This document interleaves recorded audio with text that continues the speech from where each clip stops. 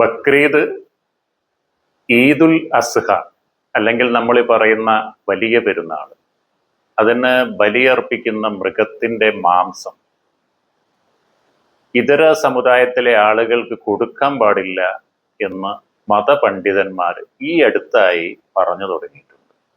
നേരത്തെ അങ്ങനെ പറഞ്ഞിരുന്നില്ല. ഇനി അങ്ങനെ പറഞ്ഞെങ്കിൽ തന്നെ ഈ സോഷ്യൽ മീഡിയയുടെയൊക്കെ തന്നെ പ്രചാരണം ഈ കാലത്താണല്ലോ കൂടുതൽ. അതുകൊണ്ട് വലിയ തോതിൽ അത് പ്രചരിപ്പിക്കുന്നുണ്ട്. ഈ ബലിപെരുന്നാളിന് അറക്കുന്ന മൃഗം അതൊരു പ്രത്യേക നീയത്തോടു കൂടിയാണ് അതിനെ അറക്കുന്നത്, ദൈവത്തിന്റെ പേരിലാണ്. അതോടുകൂടി ആ ബലിമൃഗം ഒരു വിശുദ്ധ മൃഗമായി മാറി. അതിൻ്റെ മാംസം അന്യ സമുദായക്കാർക്ക് കൊടുക്കാൻ പാടില്ല എന്ന് ഇങ്ങനെ വലിയ പണ്ഡിതന്മാർ എന്ന് പറയുന്ന ആളുകൾ ഇങ്ങനെ പറയുക. ഇത് പറയുന്നത് ഇബ്രാഹിം നബിയും ഇസ്മായിൽ നബിയുടെയും മഹാത്യാഗത്തിന്റെ സ്മരണയിലാണ് ബലിപെരുന്നാൾ എന്നാണല്ലോ പറഞ്ഞു വരുന്നത്. അപ്പൊ ഈ ഇബ്രാഹിം നബി ത്യാഗിയാണ്, ദാനധർമ്മിഷ്ഠനാണ്, ഉജ്ജ്വലനായ വിശ്വാസിയാണ്, ദൈവത്തോട് ഏറ്റവും അടുത്തവൻ, ദൈവത്തിന്റെ സുഹൃത്ത് എന്നാണ്, ഖലീലുള്ള എന്നാണ് ഈ ഇബ്രാഹിം പ്രവാചകനെ പറ്റി പറയുന്നത്. സൂഫി കവിയായ സയദി സിറാസ് ഇബ്രാഹിം നബിയെ പറ്റി പറയുന്ന ഒരു കാര്യമുണ്ട്. അദ്ദേഹം ദാനധർമ്മിഷ്ഠനാണ്. ഭക്ഷണം കഴിക്കുമ്പോൾ അതിൽ ആരെങ്കിലും പങ്കു ചേർക്കാതെ അദ്ദേഹം ഭക്ഷണം കഴിച്ചിരുന്നില്ല. അങ്ങനെ ഒരിക്കൽ ഭക്ഷണം കഴിക്കാൻ വേണ്ടി ആരെയും പങ്കു ചേർക്കാൻ കിട്ടാത്തപ്പോൾ അദ്ദേഹം ഭക്ഷണത്തിൽ പങ്കാളിയാവാൻ വേണ്ടി ഒരാളെ തെരഞ്ഞ് നടന്നു. തെരുവിൽ വെച്ചൊരു വൃദ്ധനെ, ഒരു 80 വയസ്സ് കഴിഞ്ഞ ഒരു വൃദ്ധനെ കണ്ടുമുട്ടി. അയാളോട് ചോദിച്ചു, നിങ്ങൾക്ക് വിശക്കുന്നുണ്ടോ? അദ്ദേഹം പറഞ്ഞു, വിശക്കുന്നുണ്ട്, എന്നാൽ എൻ്റെ കൂടെ ഭക്ഷണം പങ്കുവെക്കാം എന്ന് പറഞ്ഞ് അദ്ദേഹത്തെ കൂട്ടിക്കൊണ്ടുവന്ന് കൂടെ ഇരുത്തി ഭക്ഷണം കഴിക്കുക. അപ്പൊ അദ്ദേഹം ഭക്ഷണം കഴിക്കാൻ തുടങ്ങുമ്പോൾ ഈ 80 വയസ്സായ ഈ അതിഥി ഭക്ഷണം കഴിക്കാൻ തുടങ്ങുന്നത് ദൈവത്തിന്റെ പേര് പറഞ്ഞിട്ടല്ല. അപ്പൊ ഇബ്രാഹിം ചോദിക്കുന്നത്, എന്തുകൊണ്ട് നിങ്ങൾ ദൈവത്തിന്റെ പേര് പറഞ്ഞിട്ട് ഭക്ഷണം കഴിക്കുന്നില്ല, ഭക്ഷണം കഴിക്കാൻ തുടങ്ങുന്നില്ല എന്ന് ചോദിച്ചപ്പോ അയാൾ പറഞ്ഞത്, ഞാൻ ദൈവത്തിന്റെ ആരാധകനല്ല, ഞാൻ അഗ്നിയുടെ ആരാധകനാണ്. അഗ്നി ആരാധകനായ ഞാൻ ദൈവത്തിന്റെ പേരെന്തിനാണ് പറയുന്നത് എന്ന് പറഞ്ഞു. ഇബ്രാഹിം നബി എന്ന് പറയുന്ന എബ്രഹാം അല്ലെങ്കിൽ ഇബ്രാഹിം പ്രവാചകൻ ഈ അതിഥിയോട് കോപിക്കുകയും, നിങ്ങൾ എന്താണ് ദൈവത്തിന്റെ നാമത്തിൽ ഭക്ഷണം കഴിക്കാത്തത് എന്ന് ഉറക്കെ പറയുകയും ചെയ്തപ്പോൾ ദൈവത്തിന്റെ വിളിയുണ്ടായി. അശരീരി ഇങ്ങനെ പറഞ്ഞു എന്നാണ്, ഹേ ഇബ്രാഹിം. ആ വൃദ്ധൻ 80 വയസ്സായ ഒരു വൃദ്ധനാണ്. അയാൾ അഗ്നി ആരാധകനാണ്. നിന്നെ വിശ്വാസിയാക്കിയതുപോലെ അയാളെ നാം അഗ്നി ആരാധകനും ആക്കിയിരിക്കുന്നു. അപ്പോൾ ഇത്രയും കാലം അയാളെ പരിപാലിച്ച എനിക്കില്ലാത്തൊരു വേർതിരിവ് നീ എന്തിനാണ് കാണിക്കുന്നത് എന്ന് ഇബ്രാഹിമിനോട് ദൈവം പറഞ്ഞു എന്നാണ് കഥ. ഇവിടെ ഇപ്പോ ഈ ബലിമൃഗത്തിന്റെ മാംസം ഇതര സമുദായക്കാർക്ക് കൊടുക്കരുത് എന്നാണ് ഈ പണ്ഡിതന്മാർ പറഞ്ഞുകൊണ്ടിരിക്കുന്നത്. അപ്പൊ പാത്തുമ്മ ചോദിക്കുന്ന ഒരു ചോദ്യമുണ്ട്. ചോദ്യം ദൈവത്തോടാണ്. പണ്ടും മുന്നേ ഇങ്ങനെ ആയിരുന്നില്ലല്ലോ, അയൽ വീടുകളിലൊക്കെ കൊടുത്തിരുന്നല്ലോ. അടുത്ത വീട്ടിലെ രാഘവനും മത്തായിയുടെ മക്കൾക്കും അതുപോലെ ആളുകൾക്കൊക്കെ തന്നെ കൊടുത്തിരുന്നു. മാത്രമല്ല, മക്കളൊപ്പം വരുന്ന കുട്ടികളൊക്കെ ജാതി ഏതാ മതേതാന്ന് നമ്മൾ ചോദിച്ചിട്ടില്ല, പണ്ട് മുന്നേ കൊടുത്തു പോരുന്നതാണ്. ഈനെന്താണ് ഒരു ബലി എന്ന് ദൈവത്തോട്, ഏത് ദൈവത്തോട്? ലോകാലോകങ്ങളെ സൃഷ്ടിച്ച് പരിപാലിക്കുന്ന ദൈവത്തോട് പാത്തുമ്മ ചോദിക്കുകയാണ്. അവര് ആ ഉമ്മമാരുടെ പേര് പാത്തുമ്മ എന്നാവാം, ഖദീജ എന്നാവാം, സൈനബ എന്നാവാം, ഉമ്മ കുൽസു എന്നാവാം.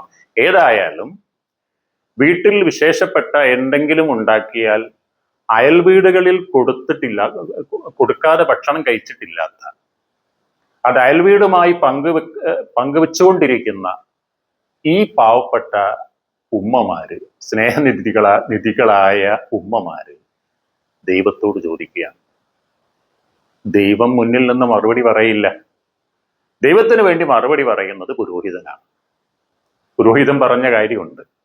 അങ്ങനെ നിങ്ങൾക്ക് കൊടുക്കാൻ ആഗ്രഹമുണ്ടെങ്കിൽ 2 കിലോ വേറെ വാങ്ങിക്കോളി എന്നാണ് ഈ പുരോഹിതൻ, ഈ പണ്ഡിതൻ പറയുന്നത്. അപ്പൊ ബഹുസ്വരത നിലനിൽക്കുന്ന ഒരു രാജ്യത്ത്, ഒരു ദേശത്ത് ഇത്രയും സങ്കുചിതമായി ദൈവത്തിന്റെ പേരിൽ പറയാൻ, ചിന്തിക്കാൻ നിങ്ങളുടെ തലയിൽ എന്താണ് എന്നാണ് ഈ പറയാതെ പാത്തുമ്മ ചോദിക്കുന്നത്. പടച്ചോൻ എന്താണ് ഇങ്ങനെ പറയുന്നത്? അങ്ങനെ പടച്ചോൻ പറയില്ല എന്ന് ഇവരുടെ സ്നേഹം അവരോട് പറയുന്നു.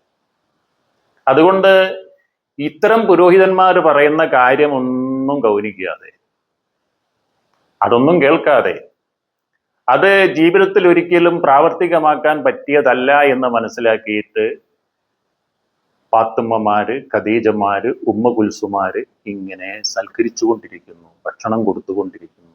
അങ്ങനെ അടുത്ത വീട്ടിലെ നാണിയമ്മയുമായും മാധവിയമ്മയുമായും ത്രേസ്യാമ്മയുമായും അവര് സ്നേഹം പങ്കുവെക്കുന്നു, ഭക്ഷണം അങ്ങോട്ടും ഇങ്ങോട്ടും വാങ്ങുന്നു, കഴിക്കുന്നു, കൊടുക്കുന്നു. ഇതാണ് കേരളം.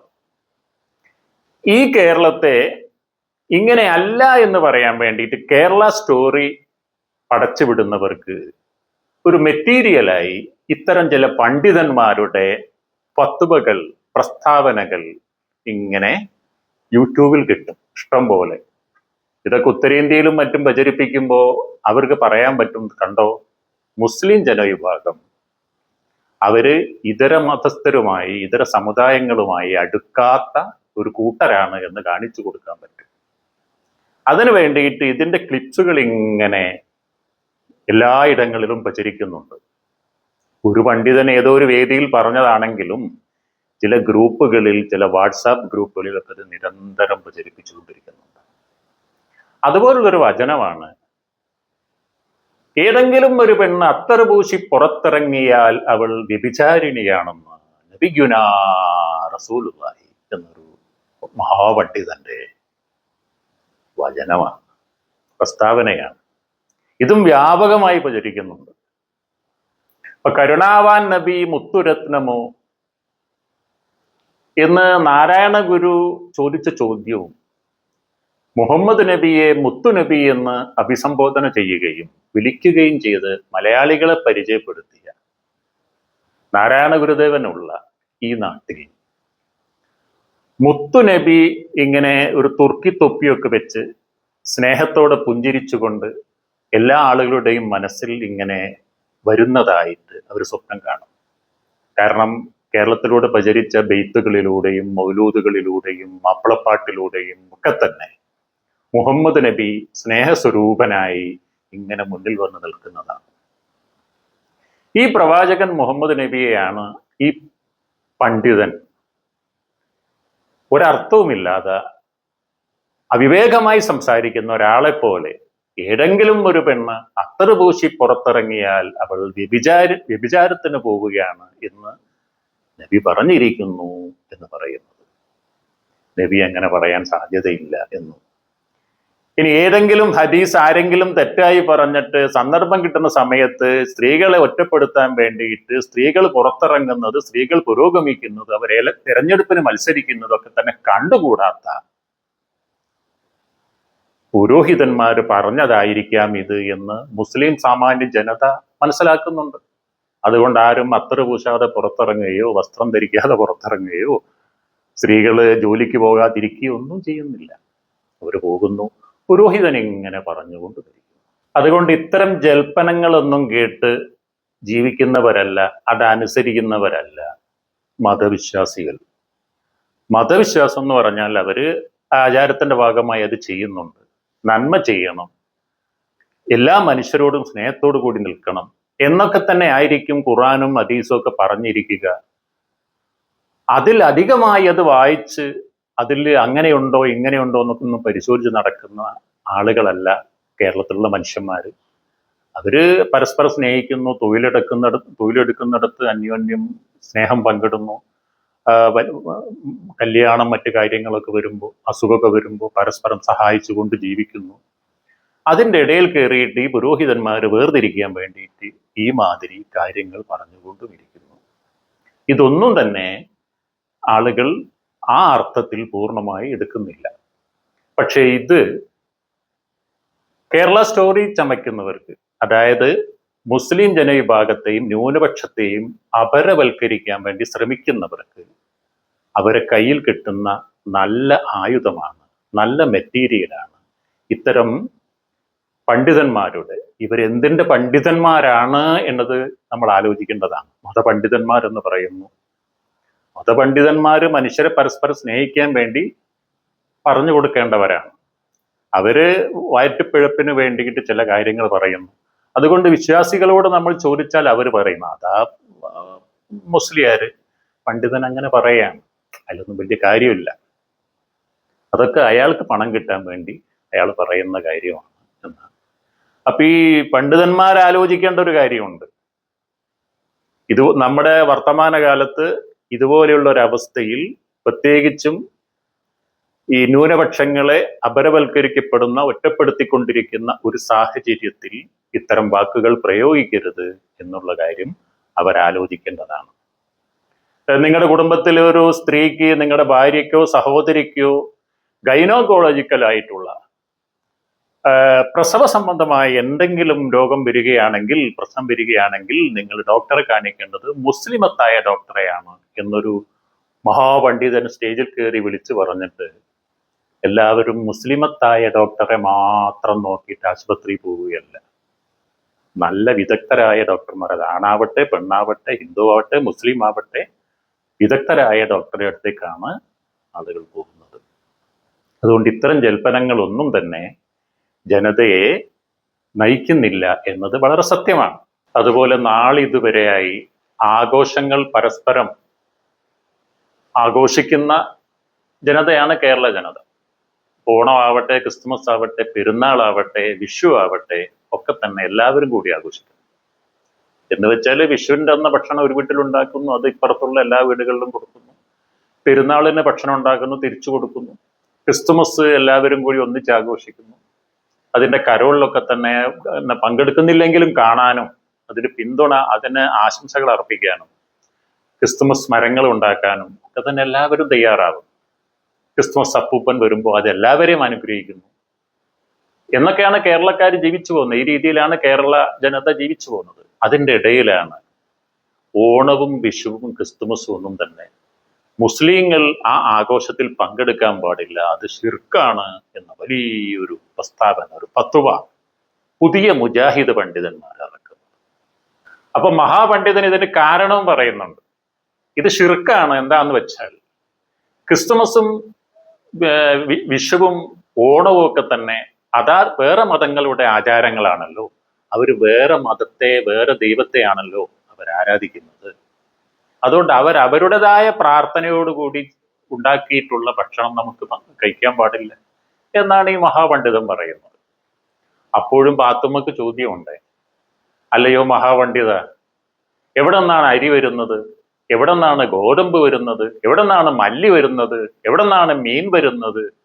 ഇതൊക്കെ തന്നെ വരുത്തുന്നവർ നമ്മുടെ സമുദായക്കാർ മാത്രമല്ലല്ലോ. വ്യത്യസ്ത ജനത, വ്യത്യസ്ത സമുദായത്തിൽപ്പെട്ട ആളുകൾ, വിദൂര ദേശത്തുള്ള ആളുകളല്ലേ.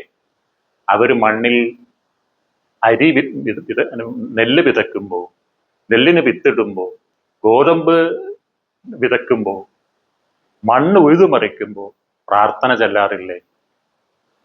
കൃഷിക്ക് വളമിടുമ്പോൾ പ്രാർത്ഥന ചൊല്ലുമായിരിക്കുമല്ലോ. ആ പ്രാർത്ഥനയുടെയൊക്കെ ഫലമായി അവരുടെ ദൈവം പ്രസാദിച്ച ആ നെല്ലും അരിയും മല്ലിയും മുളകും ഒക്കെ അല്ലേ നമ്മൾ ഉപയോഗിക്കുന്നത്. അപ്പൊ ഇതവിടെ ബാധകമല്ലേ? അതുകൊണ്ട് മഹാപണ്ഡിതന്മാര് ഇത്തരം കാര്യങ്ങൾ ആലോചിച്ചിട്ട് മനുഷ്യൻ എങ്ങനെയാണ് ജീവിക്കുന്നത്, എവിടെ നിന്നാണ് മരുന്ന് കിട്ടുന്നത്, ജലദോഷത്തിനും പനിക്കും നമ്മൾ വാങ്ങിക്കഴിക്കുന്ന മരുന്ന്, ഹൃദയാഘാതം വരുമ്പോൾ അതിന് കഴിക്കുന്ന മരുന്നൊക്കെ തന്നെ എന്ത് ചൊല്ലിയിട്ടുണ്ടാക്കുന്നതാര് ആണ്, ആരുണ്ടാക്കുന്നതാണ് എന്നാലോചിക്കുന്നത് നല്ലതല്ലേ എന്ന് പാത്തുമ്മ ചോദിക്കുന്നു. പാത്തുമ്മ ഈ ചോദ്യം പടച്ചോനോട് ചോദിക്കുമ്പോൾ പടച്ചോൻ അതറിയാം. പാത്തുമ്മയോടത് പറയുന്നുണ്ട്. ഈ പണ്ഡിതന്മാര് മനുഷ്യരെ വഴിതെറ്റിക്കാൻ വേണ്ടി ഉള്ള ആളുകളാണ് എന്ന് പടച്ചോൻ മന്ദസ്വനത്തിൽ പാത്തുമ്മമാരോട് പറയുന്നു.